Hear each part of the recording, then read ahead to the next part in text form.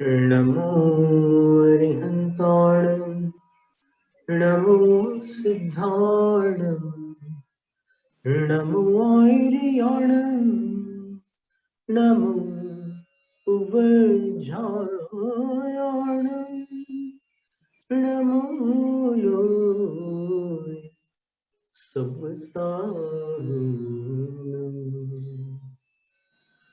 तामर प्रणतमौलिमणिप्रभाणा मुद्योतकन्दलितपापतमोहितारम् सम्यक् प्रणम्य जिनपादयुगं युगादा वालम्बनं भवजले पतताञ्जनानाम् यः संस्कृतः सकलवाङ्मयतत्त्वबोधां दुद्भूतबुद्धिपटुभिः सुरलोकनाथैः स्तोत्रैर्जगत्कृतयचित्तहरैरुदारैः स्तोष्ये किलाहमपि तं प्रथमञ्जिनीन्द्रम् तुभ्यं नमस्त्रिभुवनार्तिहराय नाथ तुभ्यं नमः क्षितितलामलभूषणाय तुभ्यं नमस्त्रिजगतः परमेश्वराय तुभ्यं नमो जिनभवो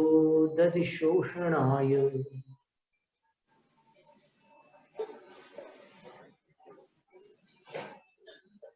45वें और 46वें काव्य का पाठ करते हैं। उद्भूत भीषण जलो दरभार भुग्नाः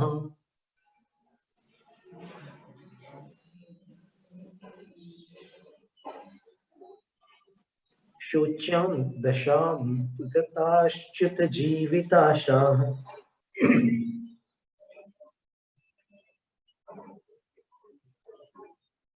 तत्पाद पंकज रजो मृतदिग्ध देहा मर्त्या भवन्ति मकरध्वज तुल्य रूपाः आपाद कंठ मुरुशंखल वेष्टितांगा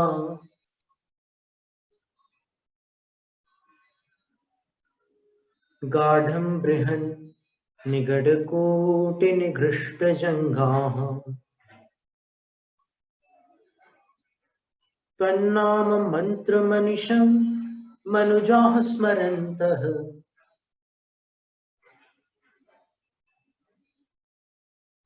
सद्यः स्वयं विगत बंध भया भवन्ति।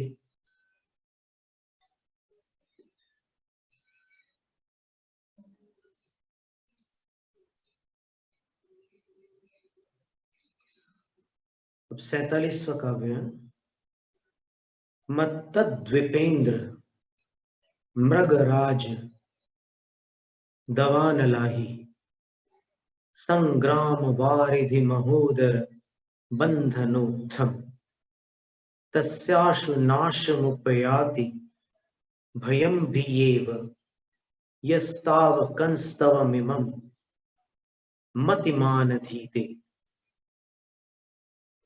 यस्ताव कंस्तवमिमं। क के अनुस्वार को स्तव के स में मिलाना है। हम गा के बताते हैं।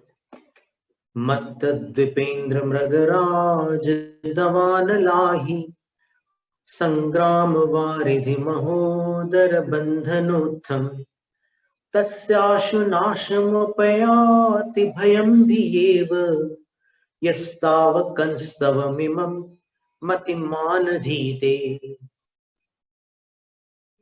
स्तवमिमं वहां पर म जैसा उच्चारण करेंगे।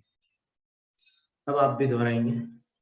मत्तद्विपेन्द्र मृगराज दवान लाही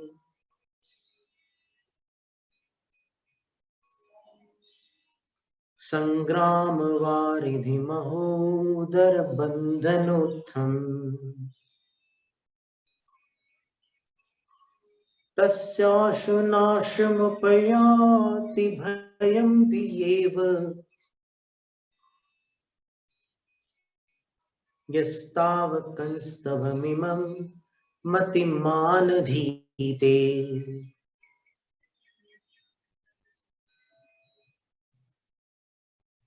आचार्य मानतुंग स्वामी आदिनाथ प्रभु से कह रहे हैं कि हे प्रभु,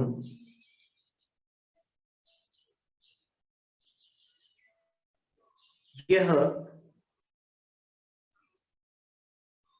तावकम इमम स्तवम, जो तावक, तव शब्द से तावक बनाए, जो आपके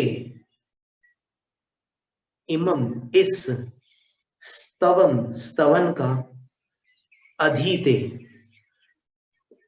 अधीते ये आत्मनेपदी में प्रयोग है,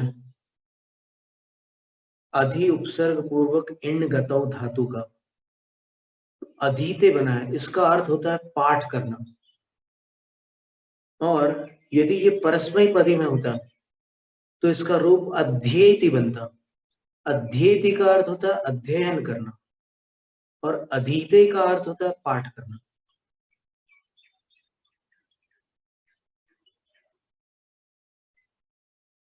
तो ये भाषा में इतना ध्यान रखना होता है। सामायिक पाठ के अंत में भी एक ऐसा काव्य आता है जिसमें अधीते पाठ है, अधीतः पाठ है। शश्वदधीत मनसि, शश्वदधीतो मनसि लभन्ते मुक्ति निकेतन विभव वरन्ते। अधीतो पाठ है। यहाँ पर अधीते और पढ़ाई करने में, अध्ययन करने में अध्येति, ऐसा परस्मय पदी में पाठ बनता है। ये आत्मनेपदी रूप है। तो यह जो मनुष्य तावकम इमम स्तवन, आपके इस स्तवन का अधीते पाठ करता है, लेकिन वो कैसा होना चाहिए मनुष्य? तो उसके लिए उन्होंने एक नियम रखा, मतिमान। मतिमान का अर्थ होता है बुद्धि संपन्न। जो मतिमान मनुष्य आपके स्तोत्र का पाठ करता है, तस्य भयम, तीसरी पंक्ति में अर्थ निकलेगा, तस्य भयम, उसका भय, आशु नाशम उपयाति। आशु का अर्थ शीघ्र, नाश का अर्थ विनाश, और उपयाति का अर्थ प्राप्त हो जाता है। उसका भय शीघ्र ही विनाश को प्राप्त हो जाता है जो मतिमान आपके इस स्तवन का पाठ करता है। अब देखिए, ये भक्ति, स्मरण आदि भिन्न क्रियाएं हैं। यहाँ पर पाठ का संबंध जो है वो वचनों के साथ है। तो कीर्तन का संबंध भी वचनों के साथ है। नाम कीर्तन हो या गुण कीर्तन हो, 2 बार आचार्य महाराज ने कीर्तन शब्द का प्रयोग किया है। तो उसमें अपन ने देखा, त्वं नाम कीर्तन जलम शमयत्य शेषम, आपका नाम कीर्तन रूपी जल दावानल को पूर्णतः बुझा देता है। और फिर त्वत् कीर्तनात् तम इवाशु विदाम उपैति बलवताम अरीना, बलवताम अरि भूपति नाम बलम। पराक्रमी शत्रु राजाओं का बल अर्थात सैन्य बल, उसकी जो व्यूह रचना है वह त्वत्कीर्तनात् भिदाम उपैति, आपके कीर्तन से भेदन को प्राप्त हो जाती है, उनकी व्यूह रचना खंडित हो जाती है। तो ये 2 बार कीर्तन शब्द का प्रयोग किया है। तो मूलाचार ग्रंथ में आचार्य वटकेर स्वामी ने चतुर्विंशति स्तव का वर्णन करते हुए प्राकृत गाथा में लिखा है, गुणानुकीर्तन। गुणानुकीर्तन भी एक कीर्तन होता है, यानी भगवान के गुणों का बखान करना, भगवान के गुणों को अपने मुख से उच्चारित करना, ये गुणानुकीर्तन है। तो आप देखिएगा, इन 8 संकटों में कैसे कैसे संकट का निवारण हुआ, किस किस प्रकार से उन संकटों का निवारण हुआ। सबसे पहला संकट था हाथी का। अब हाथी के संकट का निवारण कैसे हुआ? तो आचार्य महाराज ने कहा भगवद आश्रिताना, भगवान के आश्रय से। आश्रय का अर्थ होता है शरण, और शरण का अर्थ होता है रक्षक। तो भगवान को जिसने अपना रक्षक बना लिया, उसका हाथी संबंधी संकट दूर हो गया। एक बात। फिर दूसरी बात क्या थी?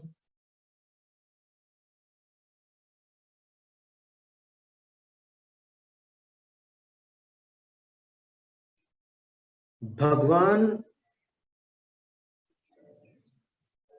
के क्रम युगाचल के संश्रित, अर्थात भगवान के चरण युगल का सहारा लेने वाला, उस पर हरिणाधिपोपि न आक्रमति, सिंह भी आक्रमण नहीं करता। भगवान के चरण युगल का सहारा लेने वाले पर सिंह भी आक्रमण नहीं करता। तो यहां पर भगवान के चरणों का सहारा है, उससे सिंह के उपद्रव का निराकरण हो गया। फिर अग्नि के संकट का निवारण कैसे हुआ? अग्नि के उपद्रव का निवारण कैसे हुआ? तो तन नाम कीर्तन जना, भगवान का नाम कीर्तन। नाम कीर्तन का अर्थ बारंबार लयबद्ध नामोच्चारण।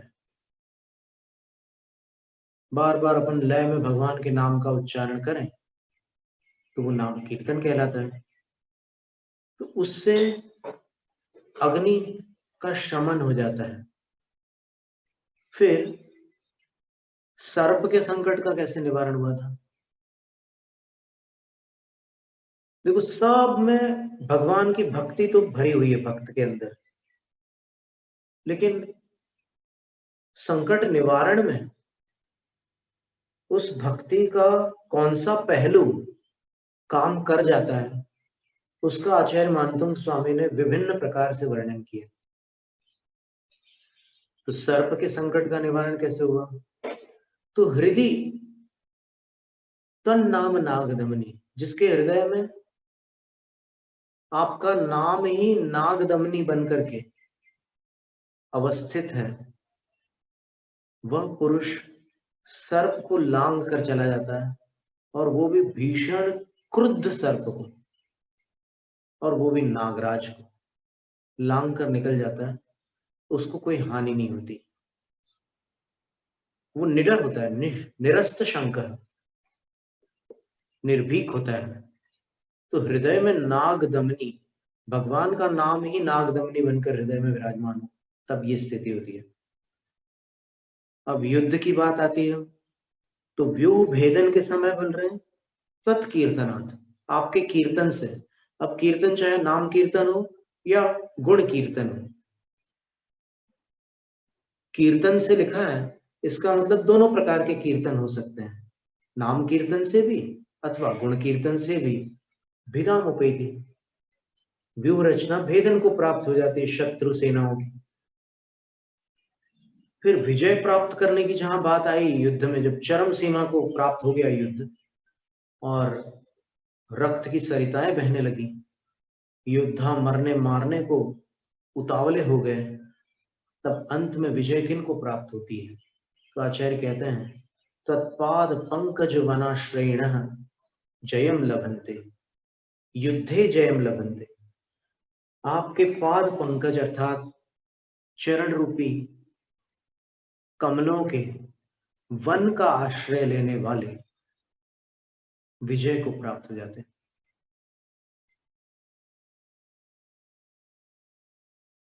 देखिए, चरणों की बात सिंह के संकट में भी आई थी। क्रम युगाचल संश्रितम थे, वहां पर क्रम युगल रूपी अचल अर्थात पर्वत था, यहां पर चरण रूपी कमल है। तो चरण कमलों का आश्रय लेने वाले युद्धे जयम लभन्ते, युद्ध में विजय को प्राप्त करते हैं। चरण दोनों जगह है, चरण रूपी पर्वत और चरण रूपी कमल उभयत्र अर्थात दोनों स्थानों पर चरण है। फिर समुद्र का संकट कैसे निवारित होता है? तब आचार्य महाराज ने कहा भवतः स्मरणात्, आपके स्मरण मात्र से। अब स्मरण में वचनों का प्रयोग भी नहीं करना पड़ता, केवल मन में स्मरण कर लिया तो काम हो गया। फिर रोग का निवारण कैसे होता है?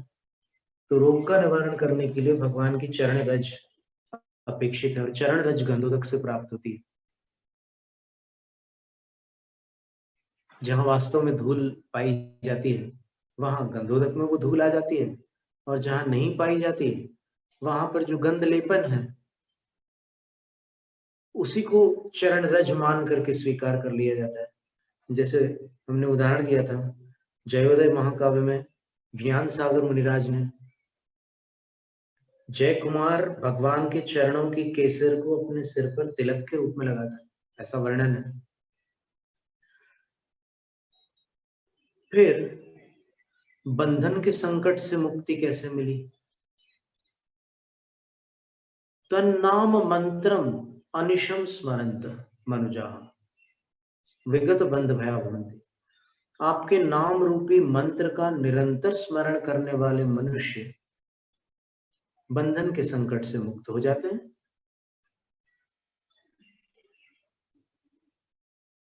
तो नाम को यहाँ पर मंत्र का रूपक दिया गया है, क्योंकि नाम मंत्र की शक्ति को धारण करने वाला नाम है, असाधारण नाम है। वृषभ देव, क्या सुंदर नाम है। वृषभ, वृषभ का अर्थ क्या होता है? वृष और भ, इन दो से मिलकर वृषभ शब्द बना है। वृष का अर्थ धर्म है और भ का अर्थ भाति, वृषेण भाति इति वृषभः, जो धर्म के कारण सबको भाते हैं, शोभा को प्राप्त होते हैं, वे वृषभ है। आचार्य समंतभद्र स्वामी इसीलिए कहते हैं कि तीर्थंकरों के जो नाम है वो अनवर्थ संज्ञा कहलाते हैं, अर्थात वो अर्थ का अनुकरण करने वाली संज्ञा वाले नाम होते हैं। भगवान के सभी भगवंतों के नाम सार्थक नाम है, कोई काम चलाने वाले नाम नहीं है, अर्थपूर्ण नाम है। वो अर्थ भगवान में ही घटित होते हैं।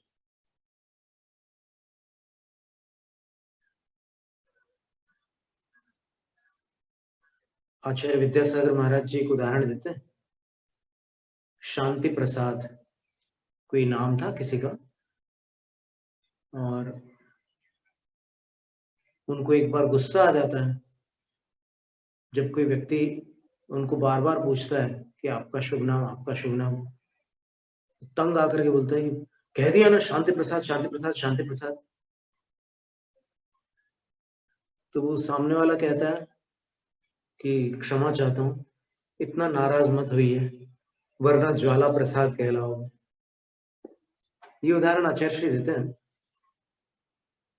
तो वहां देखिए शांति प्रसाद नाम से विपरीत प्रवृत्ति भी हो रही है, लेकिन जिनेंद्र भगवंतों के जितने नाम हैं वो सारे सार्थक नाम हैं।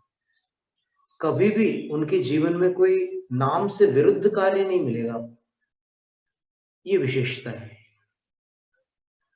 तो तन नाम मंत्रम, आपके नाम रूपी मंत्र का अनिशम स्मरण, रात दिन स्मरण करने वाले विगत बंध भया भवन्ति, बंधन के भय से विगत हो जाते हैं, मुक्त हो जाते हैं। तो इस तरह 8 संकटों में युद्ध को 2 भागों में विभाजित किया, व्यूह भेदन और अंतिम निर्णय, वहां तक। तो वहां भी 2 प्रकार से भक्ति को अभिव्यक्त किया गया है। पर इन सभी में एक भक्ति की शक्ति है, कार्यरत है। इस काव्य में आचार्य महाराज कह रहे हैं कि पाठ करने से भी इन 8 संकटों से उत्पन्न भय, देखिए 8 संकट के नाम यहाँ पर उपसंहृत किए हैं, उपसंहार रूप में आचार्य महाराज ने 2 पंक्तियों में दे दिए। मत्तद द्विपेंद्र, मतवाला हाथी। अब हाथी को गजेंद्र भी कह सकते थे, लेकिन द्विपेंद्र कहा है क्योंकि एक छंद में भी वैसी आवश्यकता थी। गजेंद्र कहते तो काम नहीं चलता, छंद नहीं बनता, क्योंकि मत्तद द्विपेंद्र ये स्वराघात आवश्यक था। प्रारंभिक 2 वर्ण गुरु होते हैं इसलिए। और द्विप शब्द का अर्थ हाथी होता है। क्यों? द्वि का अर्थ तो 2 है और प का अर्थ है पीना। हाथी 2 स्थानों से पानी पीता है। द्वाभ्याम पिबति इति द्विपः, वो सूंड से भी पानी पी लेता है और मुंह से भी पानी पी लेता है। वो सूंड से पानी भर करके सीधे अंदर ले सकता है और सूंड से पानी भर करके मुंह में भी उसको पहुंचा सकता है, इसलिए उसको द्वीप कहते हैं हाथी।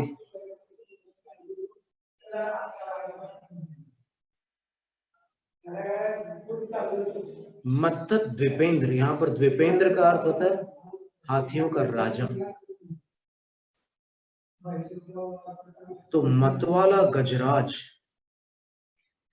फिर मृगराज, मृगराज वनराज भी कहलाता है, सिंह और उनमें विशेष केसरी सिंह। फिर दवानल, दवानल का अर्थ दावानल ही है, वन की अग्नि। फिर अहि, अहि शब्द का अर्थ सर्प होता है। आपने ये अहि शब्द पढ़ा होगा, विनय पाठ में पढ़ते हैं उत्तरापथ में, तुमको पूजे सुरपति अहिपति नरपति देव। उसको अहिपति बोलना, यह पति या अहपति इहपति ऐसा कुछ मत बोल देना। अहि, अहिपति का अर्थ यहां पर नागराज, और यहां अहि शब्द पर्याप्त है। फिर संग्राम का अर्थ तो बताने की आवश्यकता नहीं है, संग्राम का अर्थ होता है युद्ध। फिर वारिधि, वारी शब्द जलवाचक है और उसमें धी लग गया तो समुद्रवाचक हो गया। फिर महोदर, महोदर अर्थात जलोदर, और बंधन, इनसे उत्थ, उत्थ का अर्थ है उत्पन्न, बंधनोत्थम। पहले इत्थम शब्द था, यहां पर उत्थम है।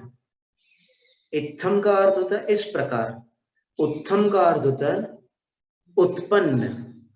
तो इन 8 कारणों से उत्पन्न तस्य भयम, उस मनुष्य का भय, आशु शीघ्र ही,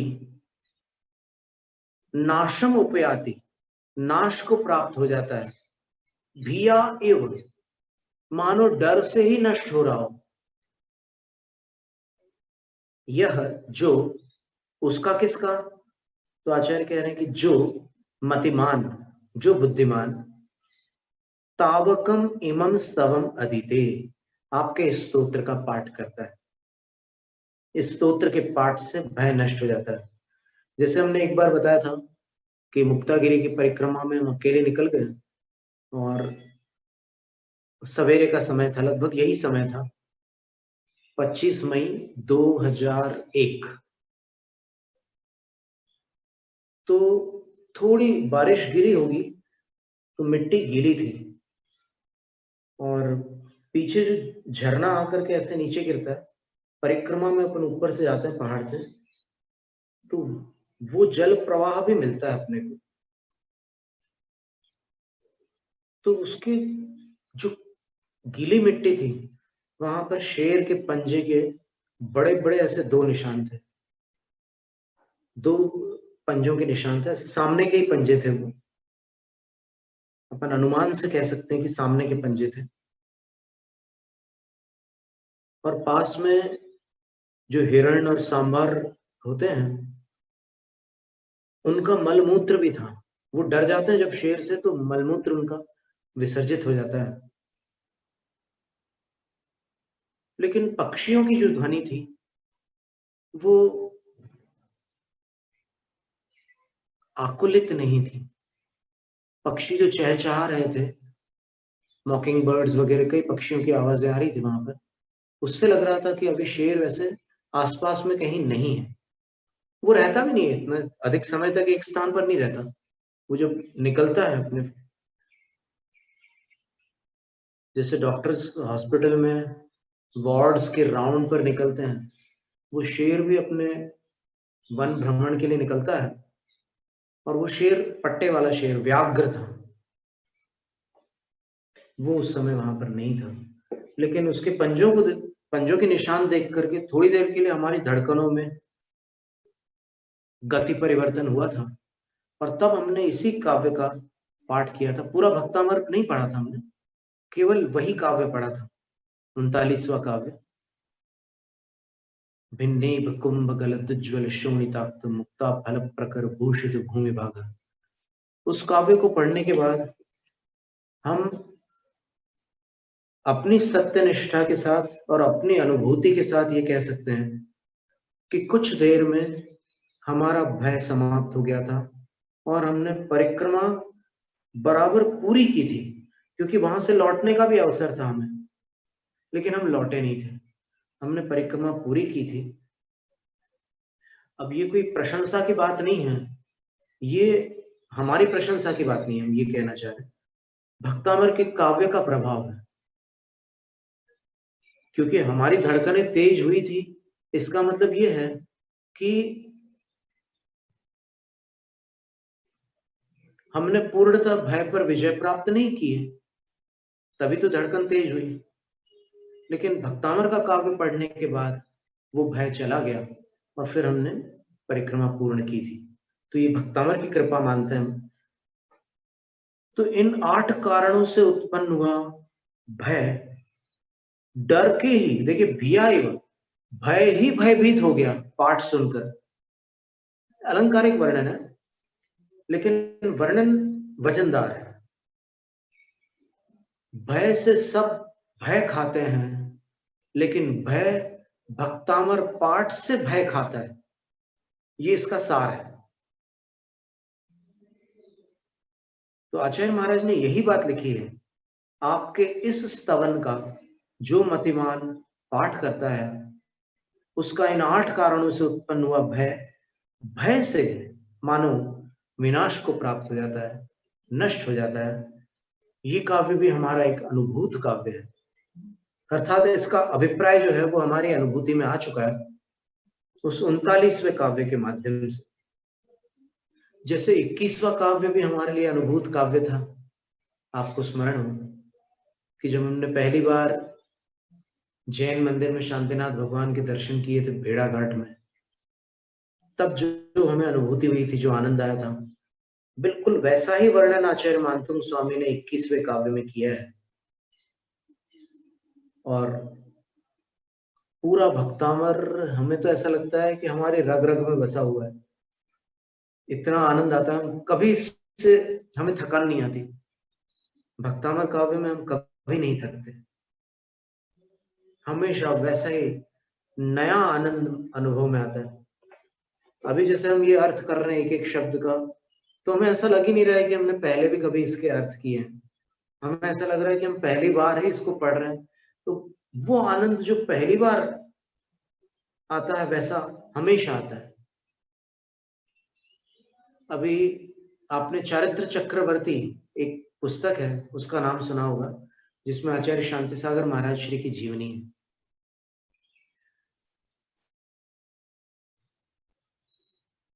उसके लेखक सिवनी के पंडित सुमेरु चंद्र दिवाकर जी हुए हैं। उनके भतीजे कुछ समय पूर्व यहां पर आए थे और पर्वत पर हम लोग सब मिले वहां पर। तब उन्होंने एक बड़ी सुंदर बात बताई कि भारत में जिनकी संस्कृत काव्यों की बड़ी प्रशंसा की जाती है, ऐसे महाकवि कालिदास, जिन्होंने अभिजात शाकुंतल नाम का महाकाव्य लिखा है, शकुंतला की पूरी कथा है उसमें, और रघुवंश महाकाव्य भी लिखा है, बहुत सारे काव्य लिखे हैं उन्होंने। लेकिन कहा जाता है कि काव्य शास्त्र की अपेक्षा से, साहित्य की अपेक्षा से उनकी संस्कृत कहीं भी दूषित नहीं है। फिर भी काव्य की श्रेष्ठता की दृष्टि से देखा जाए तो उनके हजारों काव्यों में 4 काव्य ऐसे हैं जो परिपूर्ण कहलाते हैं, अर्थात उसमें कहीं भी कोई भी कमी नहीं है। ऐसे 4 काव्य लिखे उन्होंने। तो उन्होंने एक बड़ी सुंदर बात बताई कि महाकवि कालिदास ने सौंदर्य की परिभाषा बड़ी सुंदर बताई है। सुंदरता क्या वस्तु है? तो उन्होंने लिखा है कि जिसको देखकर कभी भी ऐसा न लगे कि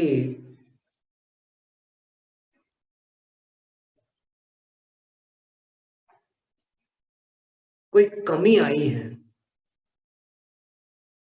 उसमें हमेशा कुछ नया ही नया दृष्टिगोचर हो, एक ताजगी बनी रहे जिसमें, उसका नाम सुंदरता है। कि जिसको देखने पर हमेशा वही ताजगी दृष्टिगोचर हो जो प्रथम बार हुई थी। और उन्होंने गोमटेश्वर बाहुबली स्वामी की ओर संकेत किया था कि ये वो छवि है कि जिनको देखकर, जिस छवि को देखकर ऐसा लगता ही नहीं है कि कुछ पुराना पड़ गया, उसका नाम सुंदरता है। बस यही स्थिति भक्तामृत स्तोत्र के साथ है। अब ये तो चक्षुर इंद्रिय की बात हुई, देखने वाली बात। वो रूप का सौंदर्य हुआ। रूप के साथ साथ अन्य सुंदरताएं भी होती है। अंदर की सुंदरता भी होती है, बाहर की भी सुंदरता होती है, वचनों की सुंदरता भी होती है, स्वर की सुंदरता भी होती है। दोनों भिन्न भिन्न है। भले ही कंठ से वचन निकलते हैं, कंठ से स्वर भी निकलता है। स्वर ध्वनि रूप होता है और वचन जो होता है, वचन जो होते हैं वो शब्दात्मक होते हैं। तो इन दोनों की सुंदरता भी अलग अलग है। स्वर की सुंदरता कानों द्वारा पकड़ी जाती है और वचनों की सुंदरता मन से पकड़ में आती है।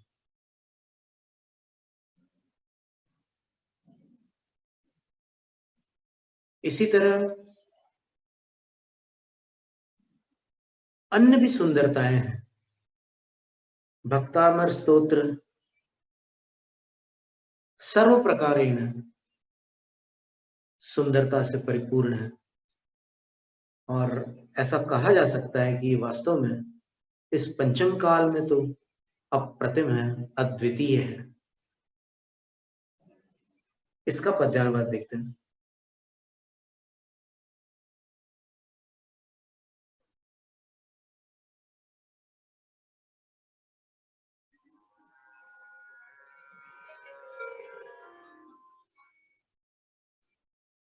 मतवाला गज सिंह दवानल नाग रणांगण सिंधु विशाल व्याधि जलोदर बंधन द्वारा उठ जाते हैं भय विक्रांत तन्मय मति जो मनुज आपकी इस संस्तुति का करता पाठ अल्पकाल में मानो भय से मिट जाते भय उसके आठ जय जय आदिश्वर स्वामी घट घट के अंतर्यामी जय जय आदिश्वर स्वामी शिवपथ गामी जगनामी। यहाँ एक प्रश्न आता है कि आचार्य महाराज ने मतिमान शब्द का प्रयोग करके